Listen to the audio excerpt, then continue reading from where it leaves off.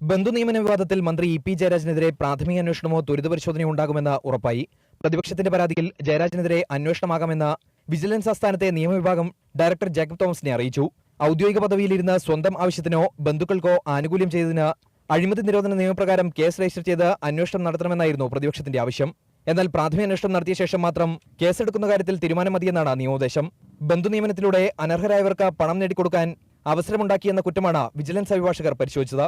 അന്വേഷണം സംബന്ധിച്ച് vigilance director ഇന്ന് തീരുമാനമെടുത്തേക്കും. അതിനിടെ രാവിലെ ക്ലിഫ് ഹൌസിലെത്തി ജേക്കബ് തോമസ് മുഖ്യമന്ത്രി പിണറായി വിജയനെ കണ്ടു. കൂടിക്കാഴ്ച 20 മിനിറ്റ് നീണ്ടു. അന്വേഷണത്തിന് അനുമതി തേടിയായിരുന്നു കൂടിക്കാഴ്ചയെന്നാണ് വിവരം. ജയരാജനെതിരെ അന്വേഷണം ആവശ്യപ്പെട്ടുള്ള ഹർജി തിരുവനന്തപുരം വിജിലൻസ് പ്രത്യേക കോടതി നാളെ പരിഗണിക്കും. ഹർജി കോടതി ഫയലിൽ സ്വീകരിച്ചു. മുഖ്യമന്ത്രിയുടെ അനുമതിയും വിജിലൻസിന്റെ നിയമോപദേശവും ലഭിച്ച സാഹചര്യത്തിൽ ഇ.പി. ജയരാജനെതിരെ അന്വേഷണം ഉറപ്പാണ്. അന്വേഷണം വേണ്ടെന്ന് വെച്ചാൽ നിയമയുദ്ധത്തിലേക്കായിരിക്കും ബന്ധുനിയമന വിവാദം നീങ്ങുക. വിജിലൻസ് ആസ്ഥാനത്ത് മുന്നിൽ നിന്നും മിഥുൻ സുരേന്ദ്രൻ, മാതൃഭൂമി ന്യൂസ്.